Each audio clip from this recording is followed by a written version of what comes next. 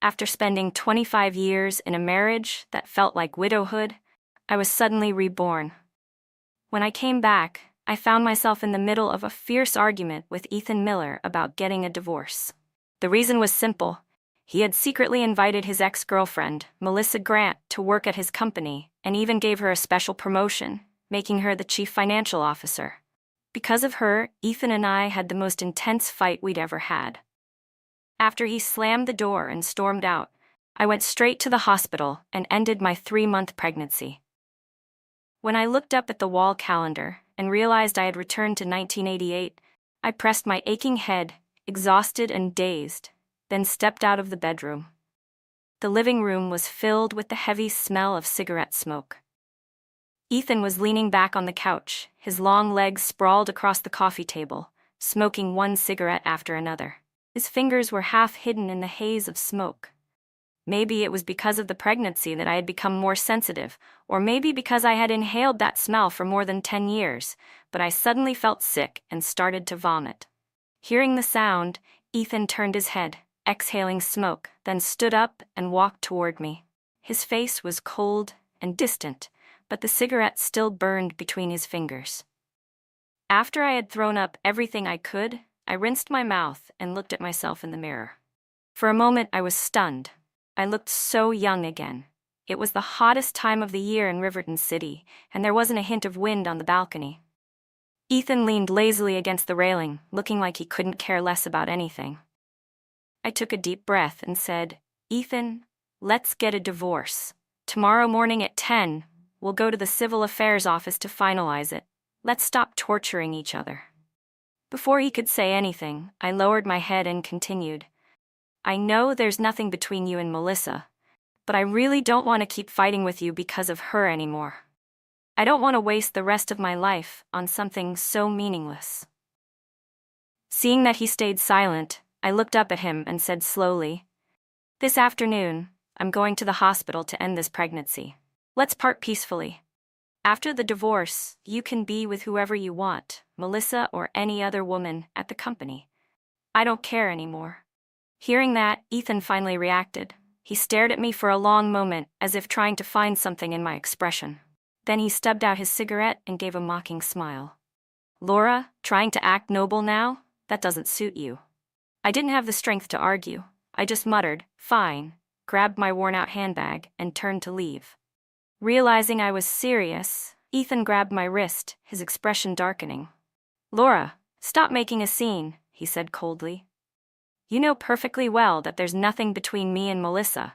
Do you even realize how pathetic you look right now? My company is at a critical stage, and I don't have time to play childish games with you. You don't have a job, no savings, and now you want to abort my child? Who gave you that right?" Then he froze, staring at me with suspicion. I jerked my hand free from his grip and slapped him hard across the face. Smiling coldly, I said, "Ethan, do you know what I hate most about you? It's that arrogance, the way you always think you're right, that you're the only one who matters." In my previous life, Ethan had told me countless times that he and Melissa were innocent, but I never believed him. I knew very well that they always used the excuse of being friends to keep that vague, ambiguous relationship alive, never truly clean, never truly gone. The gossip among the employees, sharing a glass of wine by chance or a fleeting touch between two people, those small, ambiguous interactions were always part of a man's nature to enjoy. Ethan Miller was no exception. When I finally calmed myself, I took a deep breath, my eyes firm and steady. "Divorce," I said. "I will definitely divorce you. And as for the baby, I don't want it anymore." I knew I was being cruel to the child inside me, but I truly didn't want Ethan to ruin me again. In my previous life, it took me nearly 15 years to finally realize that Ethan had never loved me. The reason he pursued me, married me, it was all because of resentment. It all started with Melissa Grant. When she had to choose between Ethan and the son of the factory director, she chose the other man. Humiliated and unwilling to accept defeat, Ethan, encouraged by his group of reckless friends, decided to go after me instead. Back then, I, Laura, was 18, young, beautiful, and confident, with plenty of admirers. I was the most admired girl at the textile factory, The first one brave enough to wear a dress to work, to put on small high heels, and to curl my hair into big, elegant waves. I used to dream endlessly about my future. But all of it was destroyed by Ethan. After we got married, because I wasn't the woman he truly wanted, and because there was never any love between us, he never cared about my feelings. At that time, I didn't understand. I only knew how to get angry, throwing things around the house, venting my anxiety in whatever way I could.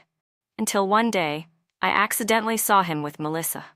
The moment she divorced her husband, Ethan used the excuse of helping a friend to invite her into his company. He even let her move into the welfare apartment from the textile factory that we were living in. He called it a rental, but I never saw a single dollar of that rent. He treated her with the utmost care, afraid of upsetting her. Even when she was around and he was craving a cigarette, he would hold back for her sake.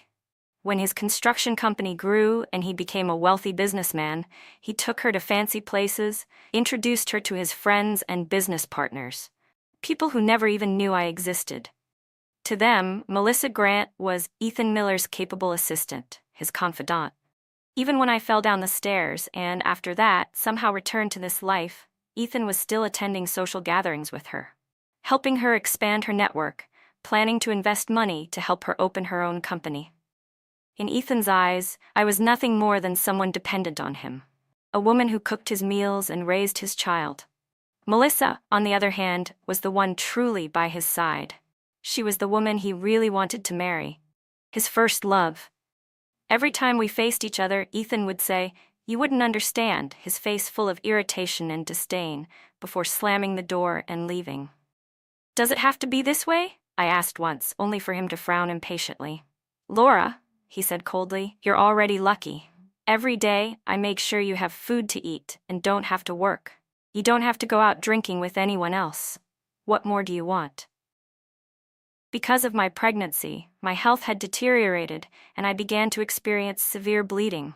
Under Ethan's persuasion, I was forced to quit my job at the textile factory and become a full-time housewife. After giving birth, I became so busy that I was utterly exhausted, my hair fell out in clumps, and I couldn't get a full night's sleep. But in Ethan's eyes, all of that was just normal. To him, I was useless, a woman who stayed home all day doing nothing. He often told people, "I'm out there working myself to death while she stays home and enjoys life. No one has it better than her." He belittled me every chance he got. He had made me completely dependent on him for survival, all while constantly praising Melissa Grant's talent, and career ambition. There was always admiration in his tone whenever he mentioned her. As those thoughts flashed through my mind, I quickly hid the emotion in my eyes and nodded repeatedly. You're right," I said calmly. "Since I'm not satisfied, let's get the divorce done quickly. That way, it'll be easier for you to find some young woman who can rely on you completely." Ethan must have thought I was jealous, because the corner of his mouth lifted into a mocking smile. Loosening his collar, he said coolly, "If you've really decided to divorce me, do whatever you want. But don't regret it when you come crawling back." After saying that, he made an excuse about having work at the company and turned to leave. "Wait," I said, stopping him. "Before you go, sign the divorce papers." When he read through the document, disbelief flashed across his face. He looked up sharply, his dark eyes growing colder by the second. Then, with his face darkening, he clenched his jaw and spat out, "You've really outdone yourself this time, Laura." I smiled faintly. We both have. When he still refused to sign, I looked at him with a half smile. "What's wrong? Having second thoughts about letting me go?" He snorted. "You're getting arrogant." Ethan Miller had always been the controlling, domineering type, especially with me. He could never stand losing, not even a little. The hesitation in his eyes wasn't because of me, it was because of the baby inside me. That only made him angrier. His hand trembled slightly as he snatched the pen and signed his name on the divorce papers. Before he could change his mind, I carefully folded the document, slipped it into my bag, and said flatly, "Tomorrow morning at 10, we'll go to the Civil Affairs office." Before I could finish, the slam of the door cut me off. It was the last sound he made that night, before storming out, furious, truly furious this time. After Melissa's divorce, Ethan and I had argued about separating more than once. But every time, his family's elders would step in, and because my pregnancy was already far along, the divorce never happened. Perhaps he thought I'd never have the courage to give up the baby, or that I loved him too much to ever leave. Ridiculous. After a simple lunch that day, I went to the hospital. When I came out, the child inside me was gone. In my previous life, that same child had suffered from the misery of our broken marriage. Every time I'd mention divorce, Ethan would threaten me, saying I'd be abandoning our daughter. Because I was terrified of hurting her, terrified of making her suffer, I gave in to him again and again. One compromise after another, until my life was nothing but regret. By the time I truly saw Ethan for who he was, my youth was already gone. Yet I still kept dragging out that miserable marriage. Why did he get to live a successful, happy life with Melissa while I had to fade into the background? As long as I didn't divorce him, I was still Mrs. Miller, his lawful wife. Even if there was no love left, there was still money, stability, and a life of comfort. And our daughter would remain his only heir. Now that I'd been given a second chance, I decided to cut off my own weakness. I only hoped that in her next life, my daughter could have a complete family, with parents who truly loved her, and never have to suffer because of us. This was the late 1980s, a time when the country's economy was booming and opportunities were everywhere. It was time for me to stop, take control, and become the courageous, unafraid version of myself I once was. Maybe because he didn't want to see me, Ethan didn't come home all night. The next morning, when I called the Civil Affairs office, he had just woken up. I could faintly hear a woman's soft laughter in the background, the unmistakable voice of Melissa Grant. Then she picked up the phone and said coldly, "Laura, could you please stop causing trouble already?" "I stayed up all night to close a big contract," Ethan Miller said the next morning, his tone heavy with irritation. "I'm exhausted right now." Hearing that, I took a slow, deliberate breath and said with a bitter laugh, "Exhausted? I'm sure you are. Must have been so tired from lying in bed all night, right, Ethan? Since we're already divorced, couldn't you have waited a little before rubbing it in my face? Did you really have to go that far just to make me sick?" The staff at the Civil Affairs office exchanged looks, their expressions filled with curiosity, as if they'd just overheard something scandalous. On the other end of the line, Ethan's patience finally snapped. He let out a short, mocking laugh before gritting his teeth and saying, "Laura, weren't you just using the baby to manipulate me? You thought I wouldn't divorce you because of the child, so you started acting up to prove your existence, didn't you? I've already compromised enough because of that baby. Don't push it, you're becoming unbearable." Ethan was always too arrogant, always assuming everything revolved around him. He never once reflected on his own behavior. I didn't want to argue anymore. I spoke calmly, each word cold and deliberate. "How unfortunate," I said. "The baby you're talking about is gone, yesterday afternoon, around 3 o'clock.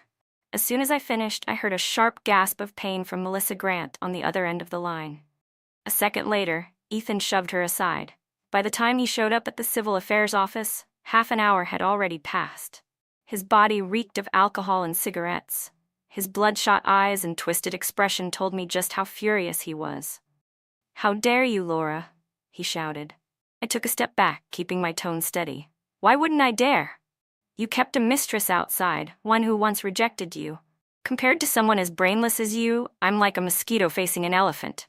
I told you, there's nothing going on." Ethan barked. "Melissa's promotion was because she's competent and fits the company's needs. Why do you always have to imagine the worst?" After snapping, he rubbed the bridge of his nose, frowning as if I were the unreasonable one. I could sense that the people nearby were about to step in to calm us down, but before they could, I said coldly, "The company apartment, the lipstick stains on your shirt, the matching outfits. Tell me, Ethan, did I wrong you about any of those?" He froze, speechless for a moment, but quickly recovered his sharpness. "So you aborted my child over a few misunderstandings?" he sneered. "How could you be so cruel, Laura? I have nothing to say about Melissa because there's nothing between us. You're just paranoid and dramatic." He said it as if everything I'd suffered, all the pain, humiliation, and despair, was my own fault. But I knew better than anyone that even if Ethan hadn't technically cheated yet, under Melissa's deliberate advances, he had already begun indulging her. He never once turned her down. After all, she was his first love, the one that got away. Her flirtation now only inflated his ego, made him feel desirable and powerful. "So you already signed the divorce agreement," I said coldly, "and you still expect me to have your child? It's broad daylight, Ethan. What kind of dream are you living in?" When I pulled out the signed divorce agreement, everyone around us turned to stare. "This is your signature, isn't it?" I said sharply. "Don't pretend you don't recognize it." He stared at the paper, disbelief spreading across his face. "You set me up, didn't you?" His tone was harsh, but the question sounded more like an accusation. "No," I said flatly. "I just came to my senses in time. What, was I supposed to suffer through a miserable pregnancy, live without respect, and let you treat me like some useless woman who can't do anything right, all because of your child?" I looked him straight in the eyes and continued firmly. "Don't forget, before all this, I was a fashion designer in the sample department at the textile factory. Every month, my monthly salary plus commission was always over $100, and half of the startup capital for your company came from me. You wouldn't even be where you are today without my help. So tell me, Ethan, how exactly do you plan to compensate me for everything I gave up for you?" Ethan frowned deeply, confusion flickering in his eyes. "So now you're blaming me?" he asked, sounding genuinely puzzled.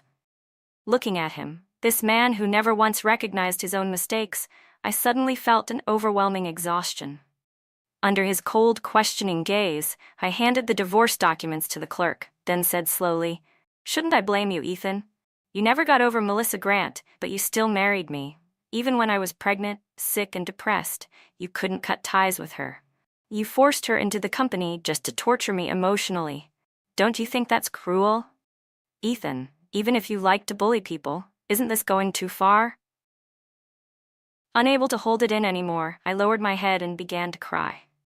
The tears that had been trapped in my chest for so long finally burst free, and with them, all the suffocating weight in my heart began to lift.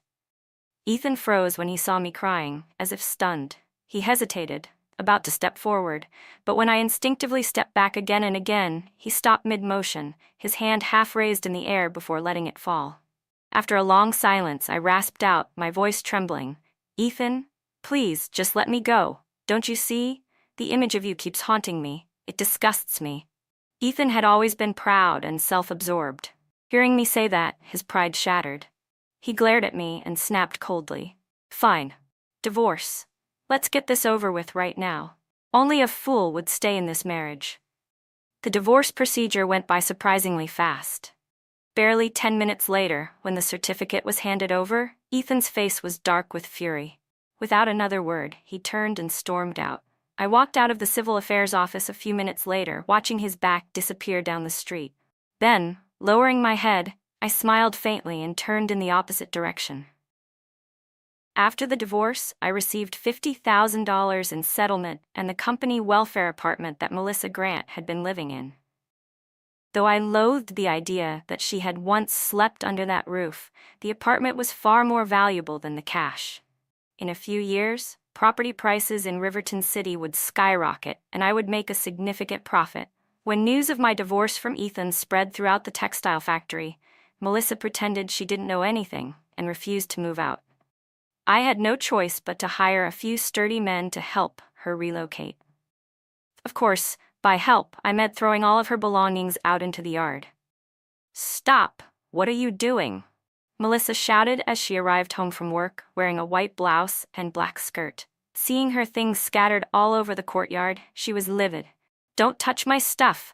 You're trespassing. I'll call the police." She rushed to block the doorway, but the men didn't even pause. One of them pushed her aside easily. "Ma'am, please step back. We're just doing our job," one of them said flatly. "Oh, look who's home. The mistress herself," I said, crossing my arms and strolling casually out of the house. "I am not a mistress," Melissa screamed, her face flushing red with anger.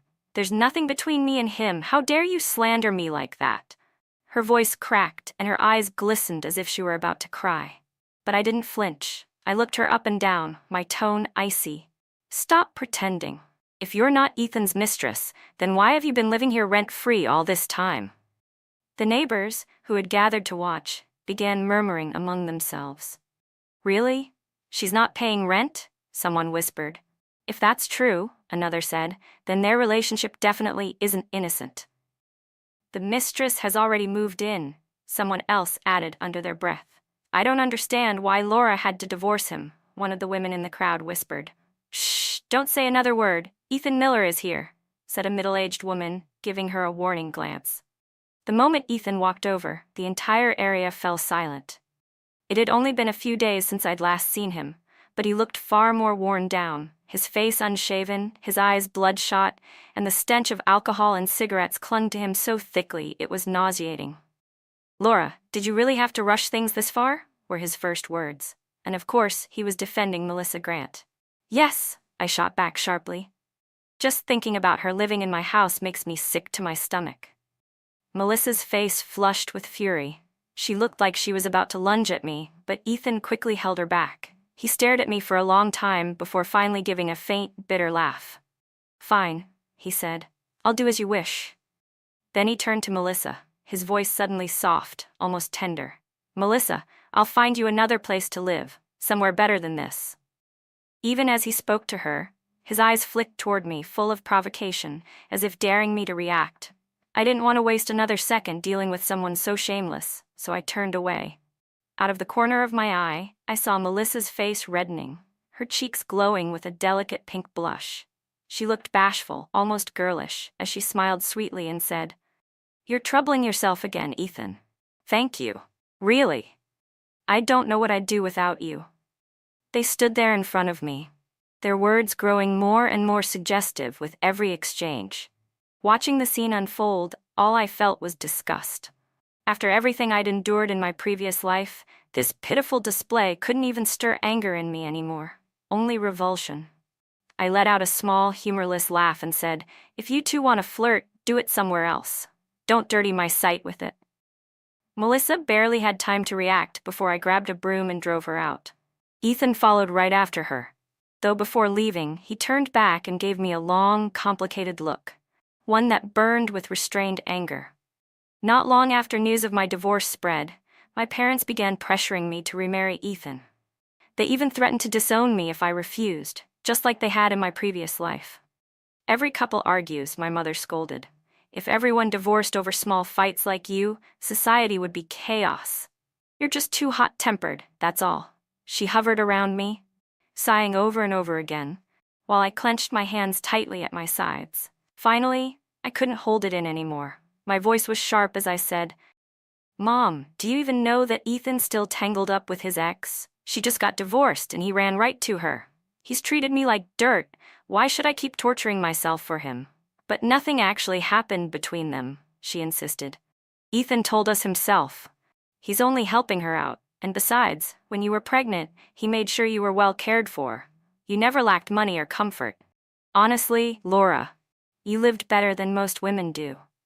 She sighed again and continued, Sweetheart, in life, you sometimes have to turn a blind eye. Don't be so stubborn, it'll only make things harder for yourself. Your father and I are getting older. In the future, you'll need someone to depend on. Who else will you rely on if not your husband? My mother's face was full of worry, as though I were the one in the wrong. Beside her, my father kept his head lowered, silent for a long moment before finally saying, Marriage isn't a game, Laura. If you can reconcile, then do it. That boy still cares about you, I can tell. Otherwise, he wouldn't have come here and spoken to us so politely. He still calls us Mom and Dad. Seeing how both of them were completely taken in by Ethan's act, I felt nothing but exhaustion. I no longer had the energy to explain or argue. That's impossible, I said flatly. I've already had the abortion. How could I ever go back to him? Everyone knows spilled water can't be gathered again. In my previous life, I hadn't had the courage to walk away. I'd hesitated, made excuses, and given in to weakness, until I lost every chance at happiness. If I'd been reborn only to repeat the same mistakes, then I truly deserved the pain that followed. Ever since the day I got pregnant and left my job. After that, Ethan Miller began to openly look down on me. He constantly compared me to that woman, Melissa Grant, as if I were some inferior version of her. To him, I was nothing more than a pet he'd raised, something he could control, feed, and keep dependent on him. And as if that wasn't enough, he wanted to take care of his ex too. He must have thought he could wave both flags, the red flag of his marriage at home and the yellow flag of temptation outside, and still come out proud of himself. How clever he must have felt. I knew that because of the divorce, the neighbors around us were gossiping about me, laughing behind my back. So I told them straight, "Don't worry. In a few days, I'll be leaving Riverton City. You'll only see me again during the holidays. You won't have to look at me anymore." After the divorce, I decided to leave for Beijing and start over. It wasn't just about escaping Ethan, it was about cutting all ties. My parents and sister-in-law wouldn't have to fight over me anymore, and besides, I had an aunt who lived in Beijing, so I wouldn't be completely alone there. I bought a train ticket for the next morning. My apartment was already rented out, and I didn't tell anyone the exact time I'd be leaving. Riverton was developing fast, it was time to move on. On my last day in the city, I went to the textile factory to visit and to buy some new clothes in bulk. I planned to sell them once I got to Beijing. There, I met up with my old friend Lana Yi, who still worked at the factory. When she heard I was leaving, she didn't try to talk me out of it like everyone else had. Ever since Ethan's business started making money, people had looked at me with pity or scorn. After the divorce, the gossip spread fast. Everyone said I'd had a good life and didn't know how to enjoy it, that I was a failure who couldn't keep her man. Lana just looked at me and said, "Good. That's exactly what you should do." Those simple words gave me more courage than anything else. She was right. Once upon a time, I hadn't been afraid of anything. After we discussed the profit split and I asked her to help collect my rental income, I stopped by a new supermarket nearby. That's when I unexpectedly ran into Ethan. He was at the counter buying cigarettes, surrounded by a few sycophantic friends. "Ethan, are the rumors true?" one of them asked with a smirk. "Are you really planning to marry Melissa Grant? Everyone's been talking about you two behind your back." Ethan's hand froze midair, the cigarette box pausing halfway to the counter. When he regained his composure, his face darkened immediately. "You're talking nonsense," he said coldly. "There's nothing between us." Noticing the tension in his expression, one of the men with bleached hair quickly backpedaled. Right, of course. She's divorced. She's not good enough for you anyway." That comment struck the rawest nerve in Ethan's pride. His eyes narrowed, and in the next second, he kicked the man sharply in the shin. "Who the hell are you talking about?" he snarled. "Who's divorced?" The bleached-haired man stumbled back, raising his hands defensively. "Ethan, I didn't mean you. I was just saying." But Ethan still glared at him, fury smoldering in his eyes. Realizing what he'd just implied, the man nervously asked, "Then, are you thinking about getting back together with your ex-wife?" Ethan didn't answer, and that silence said enough. The man's eyes widened in surprise before he quickly tried to recover. "Honestly, your ex-wife was a great woman," he said with forced enthusiasm. "She managed your home perfectly. Getting back together would be the smart move. I heard she hasn't found a job yet, and her family's been talking about her situation. If you go after her again now, she'd probably take you back." Before Ethan could respond, another man, a tall one with slicked back hair and a floral shirt, cut in dismissively. "Go after her? Don't be stupid. That's how she ended up spoiled in the first place. You've never been married, so you wouldn't understand. The moment you pamper a woman too much, she climbs right over your head." Ethan lit a cigarette, nodding in agreement. "You're right," he said coldly, his lips curling into a thin, bitter smile. "When she's suffered enough, when life gets too hard for her to bear, she'll come back to me. I've got time. I can wait." He paid for his cigarettes, and the group left together, still talking as they disappeared down the street. I waited until they were completely gone before I dared to move again. I stepped out from the corner, a faint, mocking smile tugging at my lips. The next morning, I quietly carried my luggage to the train station. After several days and nights of travel, I finally arrived in Beijing. A week later, with my aunt's help, I managed to rent a small room near her alleyway and began my new life as a street vendor. It was exhausting work, but Beijingers were wealthy and generous. Clothes and accessories shipped from the South were incredibly popular, and my small stall often sold out within 2 weeks. Once I had recovered my initial investment and started making a profit, I called Lana Yi, asking her to select some new styles and send them to me by train. Over the phone, Lana sounded genuinely happy when she heard how well my sales were doing in Beijing. After we finished discussing business, her tone suddenly shifted, playful and curious. "Laura," she said, "have you heard what happened with Ethan Miller and Melissa Grant?" Hearing their names made me pause for a moment. During these busy days, I'd barely thought about them, or the past at all. Even in my previous life, I had learned that people have to live in the present. Since I'd been given a second chance, I refused to let myself be consumed by the bitterness of what came before. I lowered my gaze, answering flatly, "Know what happened?" Satisfied that she had piqued my curiosity, Lana's voice brightened. "After you left, Melissa tried to take your place, to become the real boss's wife. She went all out trying to seduce Ethan. But for some reason, he completely ignored her. Recently, she even gave him something, some kind of drug, and he fired her for it. Ethan had to be hospitalized afterward, and Melissa's reputation is in ruins.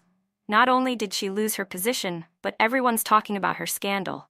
She's been hiding at home, too ashamed to show her face." Lana paused briefly, then added, "Oh, right. Apparently Ethan's company has shifted its main operations. I don't know who he's connected with now, but word is he's planning to expand to Beijing. If you don't want him bothering you again, you'd better keep your guard up." "Thanks, Lana," I said softly before hanging up. I sighed, feeling nothing but annoyance. The fact that Ethan's company had suddenly shifted its focus didn't surprise me at all. Knowing him, it wasn't hard to imagine the worst-case scenario. He always did things with a purpose, and I had no doubt he'd already found out where I was, probably through my parents. What I didn't understand was why he couldn't just leave me alone. Was it because his pride couldn't handle being rejected? Winter in Beijing was bitterly cold. Snow blanketed the streets as I stood in my stall, selling coats, boots, and wool sweaters. Down jackets were the most popular that season. I decided not to go home for the new year. I didn't want to endure my relatives' lectures or my friends' pity. Instead, I sent my parents 300 yuan as New Year's money. On New Year's Day, I didn't work. My aunt, who loved a comfortable, elegant life, insisted on taking care of me.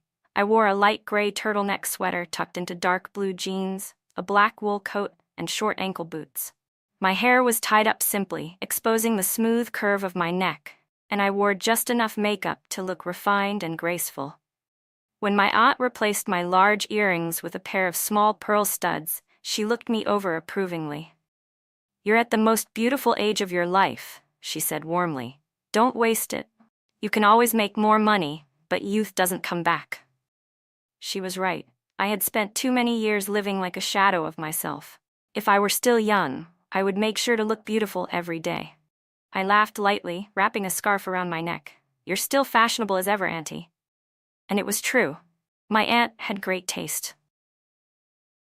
When she helped me with my makeup that morning, I realized just how much confidence a touch of care could bring.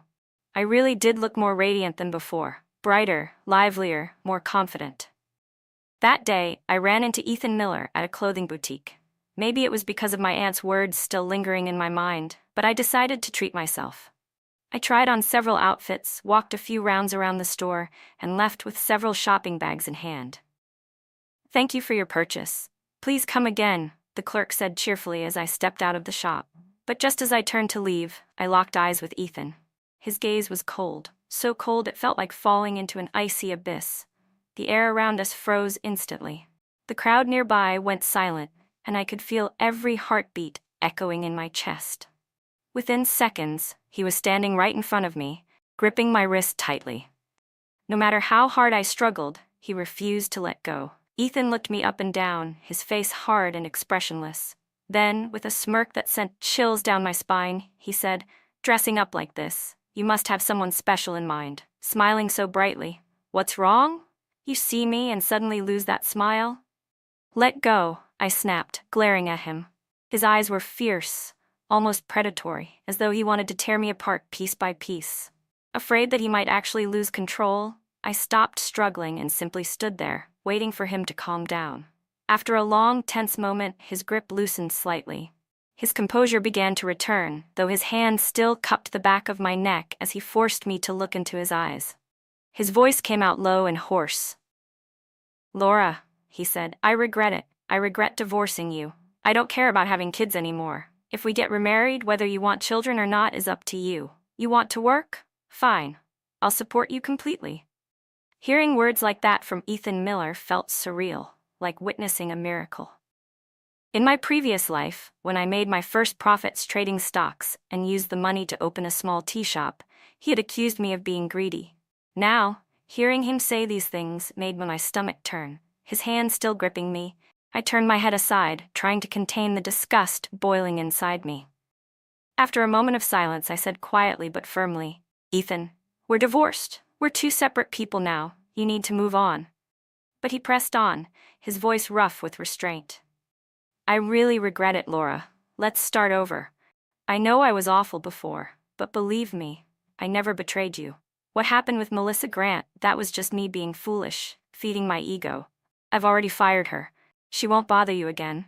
When I married you, it was because I loved you, not for any other reason." I stayed quiet for a while, then lifted my eyes to meet his. My voice was calm, steady. "Whether you regret it or not, doesn't matter anymore. Because I don't love you, Ethan.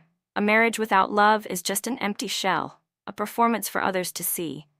Counting my previous life, I've already spent over 25 years, living like a widow in our marriage. That's more than enough." "Laura?" A warm male voice suddenly interrupted from behind. I turned and saw Jason Reed standing near the store entrance with his 4-year-old daughter, Nina. "Daddy, who's that?" the little girl asked sweetly, holding up a string of candied apples. She started to run toward me, but Jason quickly caught her hand, stopping her. Watching their interaction, I noticed a flash of anger flicker in Ethan's eyes. His mouth twisted into a cruel, mocking smile. "So that's it? You found someone new? You left me for this?" He sneered. "You're really going to be a stepmother now? How pathetic." The venom in his tone cut through the air like glass. I took a deep breath, lifted my chin, and looked him straight in the eye. "You're right," I said clearly. "I'd rather be someone else's stepmother and have children with another man. I didn't want to be with him anymore. I didn't want to have his children."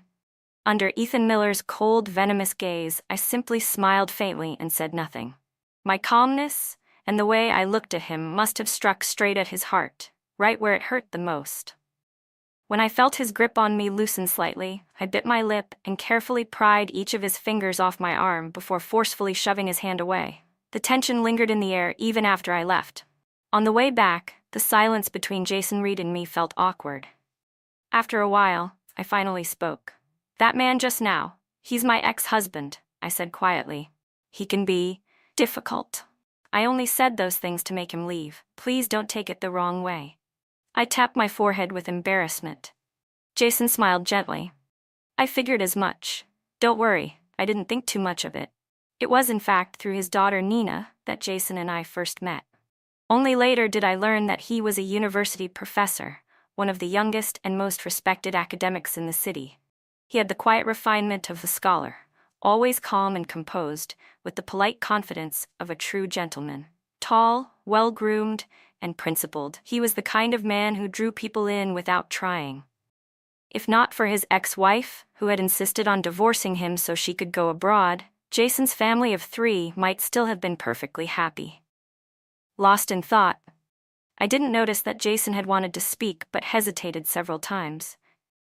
It wasn't until little Nina darted off to buy a skewer of candied fruit from a nearby stall, her laughter mixing with the playful shouts of children echoing down the alley, that he finally stopped walking. "Laura," he said softly, turning toward me, "those things you said earlier." Before he could finish, I suddenly blurted out, "Oh, it's snowing again." I stretched out my hand, letting the light snowflakes melt against my cold skin. The chill bit at my palm, but I didn't pull away. "You know," I said quietly, watching the snow fall, "this is the first time I've ever really seen snow like this. It's so white, so peaceful, it almost feels unreal." Then I blinked, smiled, and added, "Oh right, I'm moving soon. I bought a small shop with a living space above it on Huan Street. I plan to start my own business there. I probably won't come by much anymore, maybe just to visit my aunt now and then. I turned toward him with a smile. Nina's a sweet girl. She loves playing and eating sweets. You should let your relatives help watch her more often. You never know what kind of people are out there these days. It's better to be careful. Jason was an intelligent man. He understood the meaning behind my words almost immediately. After a long silence, he looked away toward Nina, forcing a small smile. Then I wish you all the best, Laura, he said softly. May your business prosper. Thank you, I said sincerely. Then I crouched down in front of Nina, slipping a big red envelope into her coat pocket. After we parted ways, I hurried home, my breath fogging in the cold air. The moment I stepped into my aunt's old courtyard house, I finally exhaled in relief. Inside, my aunt was lying on her rocking chair, listening to the radio. Hearing me come in, she turned her head and smiled. Did you have fun today? She asked. Mrs. Lee stopped by earlier. She said she saw you walking home with Jason Reed. Are you too? Nothing like that, I interrupted quickly, flustered. We just ran into each other by chance. His daughter, Nina, was there too. Seeing how quickly I denied it, my aunt sighed and said gently, You know, for a divorced woman like you, Jason really is a good choice. Yes, he already has a daughter, but Nina's a sweet, well-behaved child who adores you. You don't need to worry about not getting along with her. She set down her teacup and looked at me earnestly. I've lived here for more than 35 years. I know this neighborhood and the people in it. Jason comes from a good, respectable family. He's kind, steady, and has a good heart. You're a woman, Laura. You don't have to be so strong all the time. It's okay to let yourself think about happiness again. I knew she meant well. She genuinely wanted what was best for me. Most people her age still held traditional beliefs, not as open-minded as the younger generation. But deep down, I wasn't ready. Not yet. Little Nina truly was a sweet child, but I had no desire to become her stepmother. I didn't want to speak too harshly to my aunt, because she genuinely meant well. Everything she said about Jason Reed and his family was true. They really were good people. But what I wanted was a life of freedom and peace, one that didn't require me to bend myself into someone else's shape. That kind of life simply didn't suit a man like him. So I sat down beside her, gently took her hand, and said sincerely, Even if Jason and his family are wonderful, Auntie, being with him would mean I'd have to sacrifice parts of myself. She frowned slightly, not fully understanding, so I decided to be more direct. For example, I continued, if I ever did marry Jason, no matter how much Nina might like me, he'd still have to balance his love between me and his daughter. Conflicts are bound to happen. I could never win against a child, nor would I want to. And to be honest, I'm selfish. I don't have the selflessness required for that kind of role. Raising a child is hard enough when it's your own, let alone someone else's. And then there's Nina's mother, I went on softly. She only went abroad. She didn't disappear. If one day she comes back, how would Jason and Nina treat her? Who knows? And if they can't bear to let her go again, what am I supposed to do then? I've already had enough of men's first loves, old flames, and sentimental ex-wives. I'm done with that kind of pain. My aunt still seemed ready to persuade me, but I rested my chin on my hand and said seriously, Marriage itself is complicated. If you marry someone stronger than you, you'll be swallowed up. If you marry someone weaker, you'll end up compensating for them. Auntie, I'm a businesswoman. I know the value of things, and I calculate my costs carefully. That's why remarriage has never been in my plans. Marriage isn't the only path for a woman. I don't need a husband to prove my worth. I have money, a home, a sharp mind, and, if I ever want it, love. I don't lack for anything. Hearing that, my aunt finally stopped trying to convince me. She realized that I was truly content, that my life was already full and balanced in a way that didn't need fixing. The worries that used to consume her no longer applied to me. After that conversation, I threw myself fully into expanding my business. I moved on from small street stalls to managing a proper clothing brand. My work flourished, my designs sold quickly, and my profits grew steadily. That was when Ethan Miller reappeared, trying once again to worm his way back into my life. But no matter how persistent he was, I never once looked at him kindly. Whether he pretended to be drunk and poured out fake affection or feigned sorrow to gain sympathy, I treated him like nothing more than a clown performing for attention. Because no matter what, the wounds he had inflicted on me were real. Time had healed them, but the scars remained. I was never the kind of person who believed a shattered mirror could be made whole again. I believed in moving forward. Once it's over, it's over. So why should a man who once crushed me under his pride think he could come back, say I'm sorry, and expect me to forgive him as if nothing had happened? When my eyes grew colder with each passing meeting, Ethan finally stopped pushing. He changed tactics, trying to win me over with gentleness instead of force. But by then, I no longer cared. Years later, when I had earned more than enough to live comfortably for the rest of my life, I bought a beautiful villa with a wide garden in a peaceful third-tier city. There I began living the quiet, leisurely life I had always dreamed of, far away from Ethan and all the noise he represented. Even if I never went out, even if the world forgot me, I was content. Ethan could no longer touch my peace. I ignored him for 25 years. Then, when he was 45, Ethan Miller was diagnosed with terminal lung cancer. As he lay dying in a hospital bed, his family tried calling me again and again, but I never picked up. Not even when the doctor finally pronounced him dead. Because as I had always promised myself, I truly did it. I never forgave him. Not in this life. Epilogue. The day Laura fell down the stairs and was reborn. When the news spread that Laura had fallen down the stairs and died instantly, everyone was stunned. Ethan Miller and his daughter Anna Miller rushed home as soon as they received the news. Inside the dimly lit room, the smell of medicine and cold air lingered. The moment Anna stepped in, she saw her father cradling her mother's lifeless body, completely hysterical. "Laura, stop pretending," Ethan shouted, shaking her as if trying to wake her up. "Didn't you want me to come back? I'm here now. What more do you want from me? If you hadn't been so stubborn, so distant, always acting like you didn't care, why would I have ever thought of using Melissa Grant just to make you jealous?" Unable to bear hearing him demean her mother even in death, Anna shoved him hard, prying him away from the corpse. She held Laura tightly in her arms, glaring at him with pure disgust. "She's dead," Anna said coldly. "Who exactly are you pretending to mourn for? Just as my mother always said, you're a shameless man." Her voice trembled as tears filled her eyes.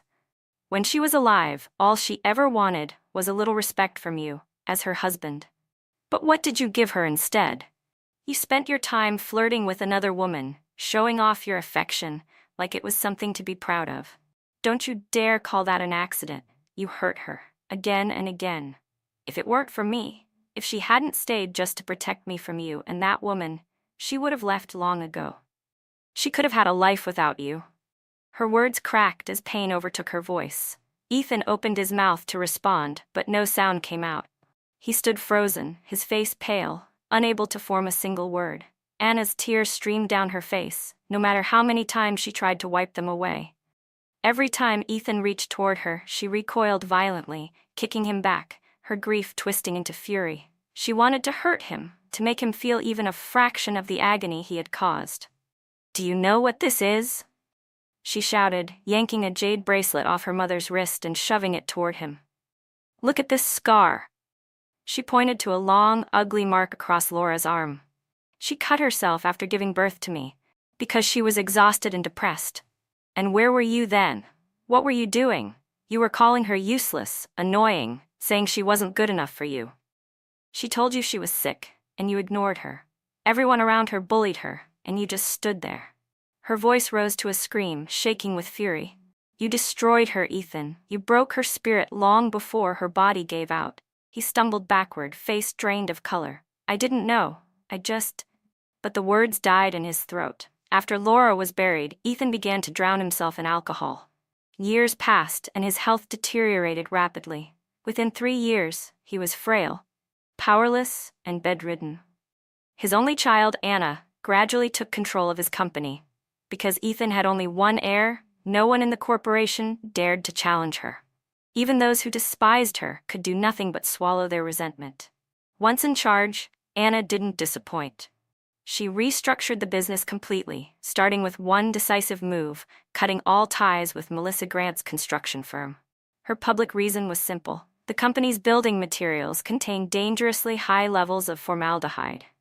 Effective immediately, the Miller Group would no longer cooperate. Melissa's company, barely a year old, couldn't withstand the blow.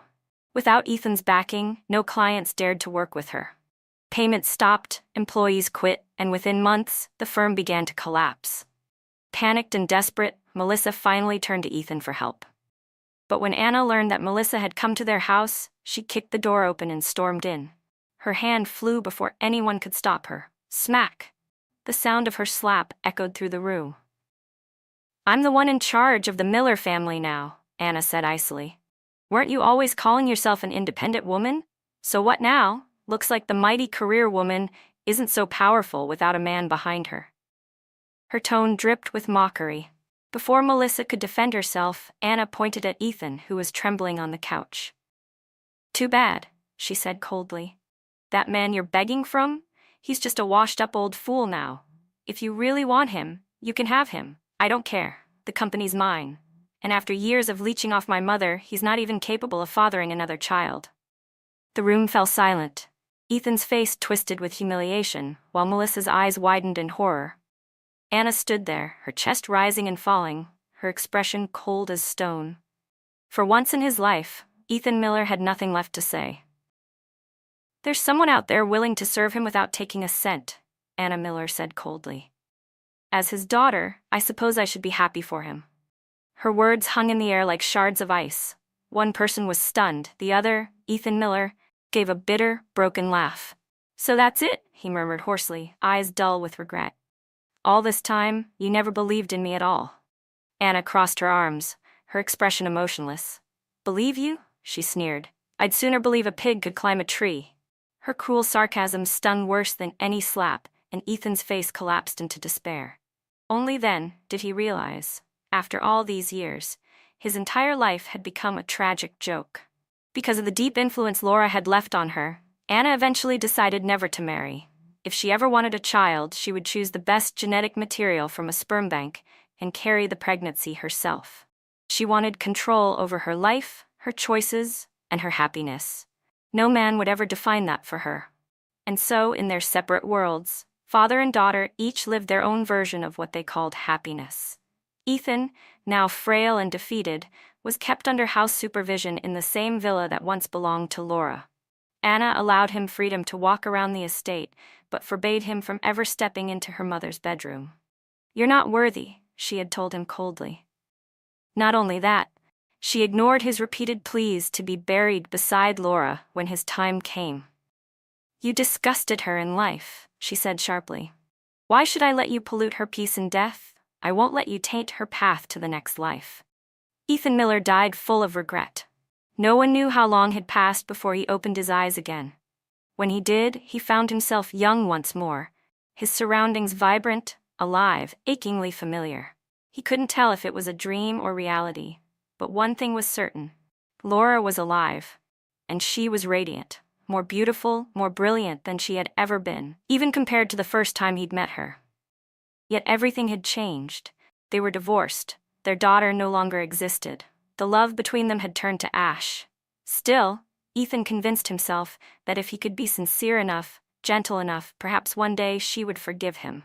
But even when he was stricken with lung cancer, enduring the agony of chemotherapy, his body wasting away, his spirit crushed, Laura never softened. Not once. It was only then, in the face of death, that Ethan Miller finally understood. Laura's hatred for him ran so deep, it had seeped into her very bones.